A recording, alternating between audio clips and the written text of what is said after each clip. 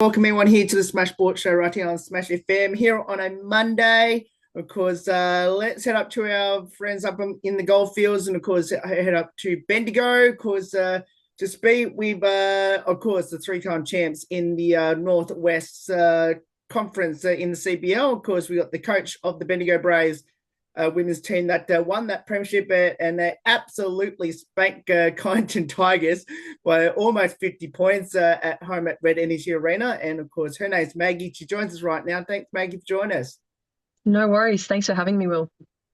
Uh, Unbelievable season. And obviously, it concluded with a absolute belting of the Tigers. Tell us a bit about it. Yeah, it was a really interesting season, actually. Like, again, the end result for that grand final, I think it shows how much work the girls really put in, and I think they deserved that win. But it was definitely a matter of just building each game and just trying to get better as a group. And also learning to play with each other and just work to our strengths. So, yeah, I was just so proud of the girls. And from the get-go, I think they put the work in and it really showed with that end result. Was there any moment in the season, was there any particular game that you as a coach felt, okay, this team could do something really special? Yeah, absolutely. Like I had full confidence that we could come away with that grand final ring. The group we had, like, are super talented, have also played with each other for a long time. So we're very lucky in that sense to already know, our style of play and each other's games. Um, but I had full confidence in the group that, we'd get the dub at the end. And yeah, that's what happened. So it was great. Now, I've never seen a grand final where a team has just absolutely dominated from start to finish, and especially the way you did it. As I said, you pretty much beat them by 50. I think it was like 48 at the end. Was there any moment that you felt, okay, I can sort of like, get the chance to enjoy the moment, or was there any complacency at all at any part of the game? I think at half time, I was very comfortable, in a good, comfortable position, knowing that we were probably going to win it. But I also knew the week before Kyneton had played a really tough game against Mildura. They Mm. had been down by quite a large margin and then came up and won it. So I was always just trying to stay prepared for that. And I kept telling the girls, like, we can't fall asleep. We've still got to stay engaged and like respect Kyneton because we know what they're capable of. But I think, yeah, that game did surprise me, the grand final. We had that large margin from pretty much the start of the game and by half time, I was, yeah, pretty confident that we're going to get the win. So, how good was it to win it at home? It was so good. Like having the support from the crowd and just the home court advantage always makes a difference. It was just a really special night, and I'm glad that the girls could do it, in front of their friends and their family, and just to do it for Bendigo, you know, it was just really surreal. So your MVP or the grand final MVP was Piper Dunlop, who obviously just got drafted last week as well. Tell us a bit about her game, and are you going to be kind of sad that you may not get her next year, considering she'll be playing AFLW next year? Yeah, I can't speak highly enough of Piper. Honestly, she's just a great person and an amazing player. And to think that this is not even her first sport is just incredible. We were so lucky and so excited to have her this CBL season. And honestly, she is an incredible player and just went from strength to strength. So yeah, I mean, hopefully, we get her next season, but if we don't, we'll be sad. But I'm just glad for her that she did get that MVP because she deserved it. You got to hold the shield first. I did actually, yeah. So, how good was it to hold the shield before you passed it on to the rest of the team? It was really special. Yeah, I felt very proud of the girls because they had worked for that. And again, it was just a real team effort, I think. They executed Scout to a T. So yeah, it was just really special. Were you worried at any stage that your team was going to swarm onto you and get crushed by your teammates and drop the shield? No, no, the thought didn't really pass my mind. No, so I was in no danger of getting crushed, I don't think.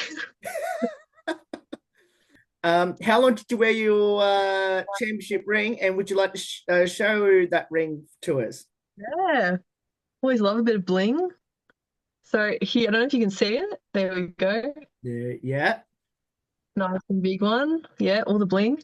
I think I just wore it pretty much while I was at the stadium. Got a few pictures with it, with some friends and some of the girls. But yeah, it's pretty cool. It's a nice ring. I'm assuming you prefer that over the medal. I'm assuming. I've always grown up with medals. This is only the second time I've had a ring with the CBL last year. That was the first time. Um, Either way, I mean, you win, so you're pretty happy either way, I think. You mentioned that obviously you were part of the team that won it last year as well. Which one's more sweeter, this year or last year? I think getting to play was a real joy. Um, and obviously this year I was coaching not really as by choice, but more by circumstance with having done my ACL at the start of the year. So I was kind of, yeah, I prefer to be playing. Um, but I think this year actually, um, just because the season I don't think I realized how much goes into being a coach, and it's not just on court stuff. Like it's all off court. It's a lot of admin. It's a lot of behind the scenes. So a lot goes into it. And I think getting the result after a lot of hard work during the season, it was pretty, yeah, it was pretty awesome. So I'd say this year, to be honest. Mentioned that obviously you got thrown into the coaching side of things after obviously, yeah, as you mentioned, had an injury as well. Firstly, how's the injury recovering? And secondly, how did it all come about? And were you prepared to coach the team after injury?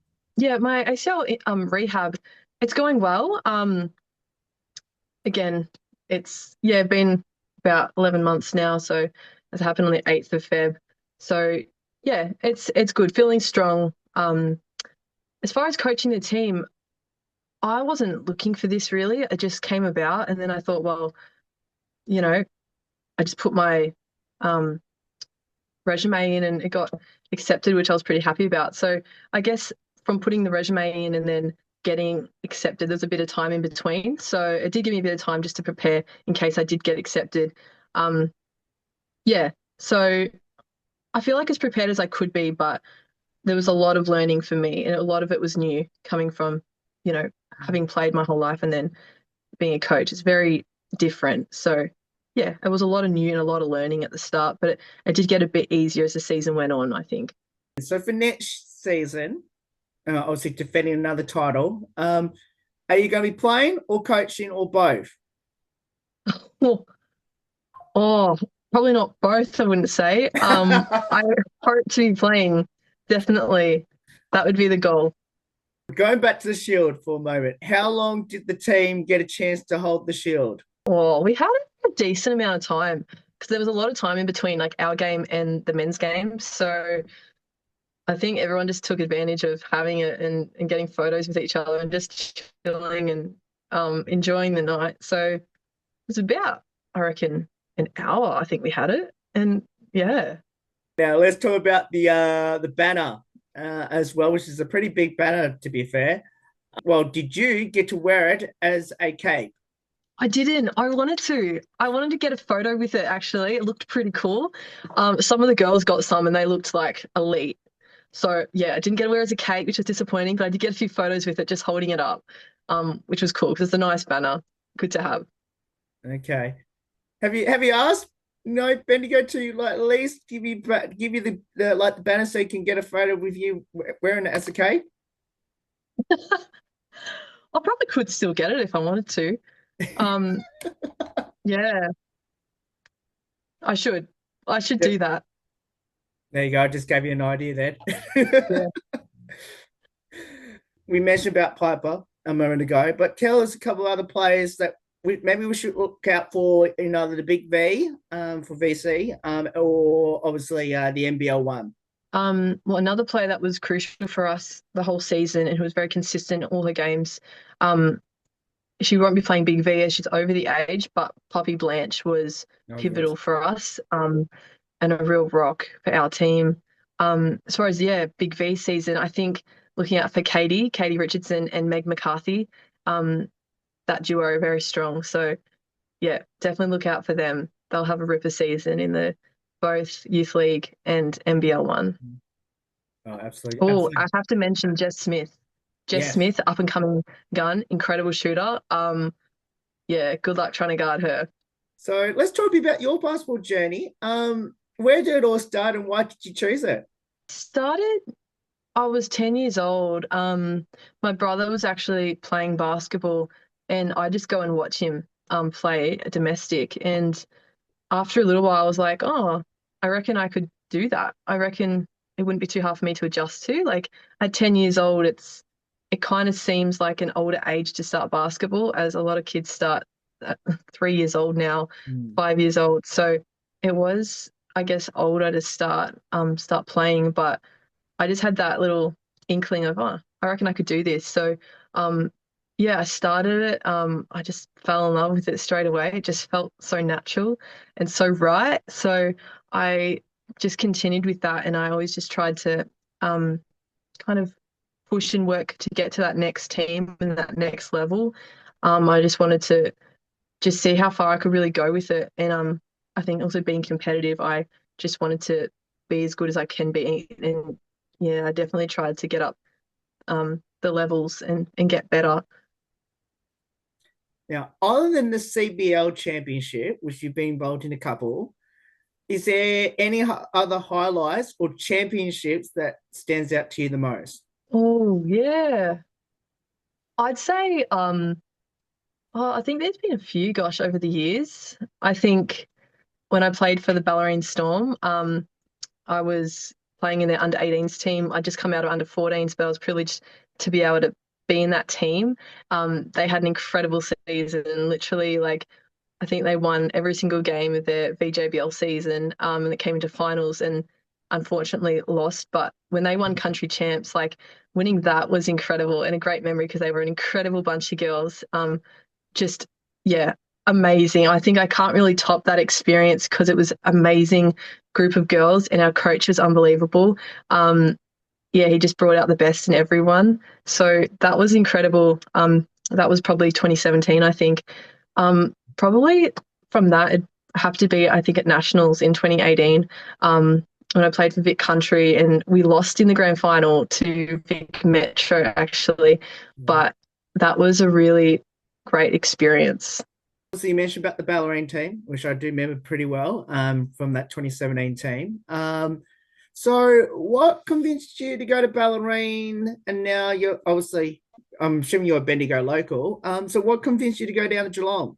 Yeah, well, I'm not actually from Bendigo and I live in Bacchus Oh, Marsh. So, yeah, bit of a difference, a distance. So, I think I just at the time, I would just look for the opportunity that felt right and I think where I'd get the best development. So, yeah, I started in Ballarat and then had a few years there and then there was an opportunity to play for Ballerine. So, um, I went I went there and from there continued on to Geelong. So I've been to a few clubs over my time playing, which has been a really good experience as well.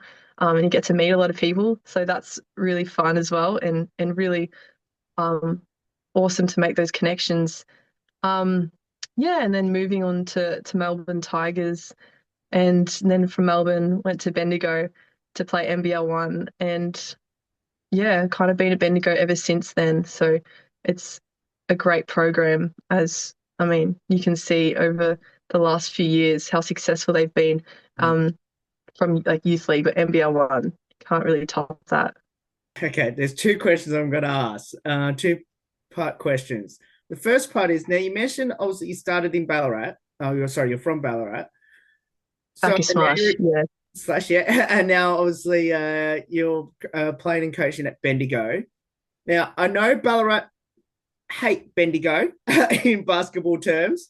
So did you ever thought that you're going to be end up playing for your rivals and vice versa? And obviously, when you hit the verse against Ballarat, It's so funny. I never thought I would ever play for Bendigo. I just it never came into my mind. It's just amazing how opportunities come about and stuff like that.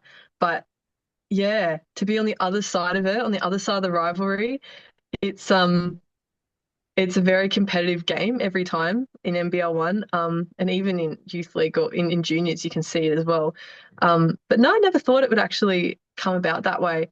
Um, but yeah, it's always exciting, but always, it's going to be a very physical, competitive game. So yeah, you always come prepared for that one. And I think next season, I think NBL one, Bendigo play Ballarat first game as well. So the rivalry will be intense. It is. It is. So can't wait for that matchup. The country rivals out there. Now, the second part of that question. Now, obviously, you're based in Bacchus Marsh. They do have a CBL team. I'm assuming when you look at the draw, you must have circled Bacchus Marsh in that schedule. I'm assuming. Absolutely. I always said, like, because I've always had to travel for basketball and being a country kid, you're just used to traveling everywhere.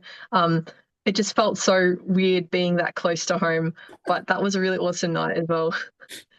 It was just too close. It was too close. Oh, I love it. Now, what does the sport of basketball mean to you now, Maggie, and especially being part of the amazing Bendigo basketball community? I think basketball for me, it stems out of a real love that I have for the game. It's yeah, just this real pure love I have for it, and it's hard to explain, but it feels right, and there's just something about it that I can't really explain. It's a great sport. Um, I think something also really special is the connections you do make and the friendships you make, um, and it's a very tight community in a way. I think everyone knows everyone in some sense, and you do get to meet a lot of people. So I think having been to a lot of clubs and you see the community, how they get behind each team, it's really special to be a part of because it is that community and is that family, so to speak. And it's really awesome to see that, yeah, and to be a part of. Any future ambitions in basketball now you've achieved so much so far? Yeah, well, first ambition really is just to get back playing. So as soon as I can, to get back on court and to be able to play, that's my first goal. Just to really smash rehab and come back strong. So that's definitely my first one. Yeah, I just really want to play at the highest level I can. Um, so yeah, just not let this setback hold me back. But just learn from this and hopefully this experience from coaching helps me as a player when I do get back into it. But yeah, love to play WNBL one day. That's always been the goal. So again, I'm going to keep working for that. What would be your advice to people, especially in the country, who are thinking about playing basketball, especially obviously the next CBL season starts pretty much after the NBL one and obviously the Big V season concludes. What would be your advice to them maybe to support their country clubs? Just support them any way you can. Like if that's on social media, get around that. But just rock up to games and just tell one of your friends or just bring an extra person each game. I know how much we really appreciate the more crowd, the more it just helped us a lot. And it's a great environment then. It builds that sense of community as well. So I think just rock up and support the team, and really get around them. So let's finish off with a couple light-hearted questions about your championship team. So, firstly, who was the comedian, the best singer, and the best dancer on the team? I'd have to say the comedian was Piper because I find her hilarious. I think she's just great. Just stuff she says, even what she says during the game, it's just so funny. Sometimes I just have to like try and keep my, poker face on because you could just like lose it. She's hilarious. So I'd say Piper would definitely be the team comedian. Um, yeah, love her. Um, Best singer, I reckon's Meg McCarthy. You Yes. just hear her every now and then. You just hear her come up with a few tunes. I'm like, okay, I see you. Like, yeah, not bad at all. So I reckon, yeah, she's definitely got a few hidden talents that maybe we don't know about. Um, yeah, which she could pursue, I'm sure, if she wanted to. Um, Team dancer. I reckon Katie would have a few good moves. Caitlin Richardson. Yeah, I reckon she's got some hidden talents we don't know about. I was hoping you were going to name those three because I don't think they would have lived that down if you didn't mention any of those three. My next question I'm going to ask: did the team do a TikTok championship dance? No, they didn't. Ooh. No, wasted opportunity. That's all right. Yeah, no, that didn't happen next year. I was going to say, don't worry, there'll be another chance next year to do it. And do you have a pre-game superstition, ritual, or routine? Not really. No, I'm not really into superstition. Again, I just like to keep it pretty similar each time. Um, Before playing, I'd always eat a banana about 30 minutes before. That was a playing thing for coaching. I just try and be prepared. Because preparation breeds confidence. So having a good scout in place, I find really helps, and knowing who we're playing, takes that pressure off. So you can really just focus on coaching in the moment. Finish with these last two. Who bought the boombox and what was the team's hype song? Oh, we didn't actually have music. Oh, No, it was just pure energy. Yeah. wow. Yeah, didn't really notice that. I think I remembered when other teams had music. I was like, oh yeah, like love a few tunes, but yeah, no, it was pretty pure energy, I think. I've never heard of that. They just didn't have any. Oh well, it worked obviously. So second one, and then the last question I'm going to ask, a two-part question. The first one is, who had the most embarrassing moment on the court this season? And then the similar lines of it, and obviously that's on court during the game. And then the second part is on court at practice. There are a few that come to mind. I think one time actually we're playing down in Bacchus Marsh and Piper, we're going into halftime. The whistle was blown, we're all walking in, and Piper was still on the court and she was showing one of the girls what just happened in the game. She was going through it again and reacting it. And yeah, she almost took a girl out while she was doing that because she didn't see the girl behind her. So yeah, we love that. That was a memory I can't really forget. Training, oh, I can't even think about it really. Nothing that really comes to mind. Yeah, I feel like there was so many little things, but yeah, don't remember. In your conference, obviously I think your conference goes from Melton all the way up to Majura. So when you had to make the road trip to Majura in particular, any funny moments? Well, we didn't have to this year, which was such a blessing, which we were pretty happy about.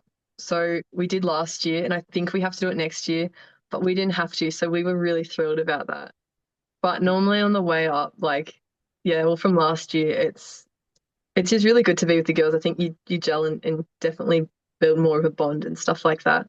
Um, they're funny groups, so there's always some drama.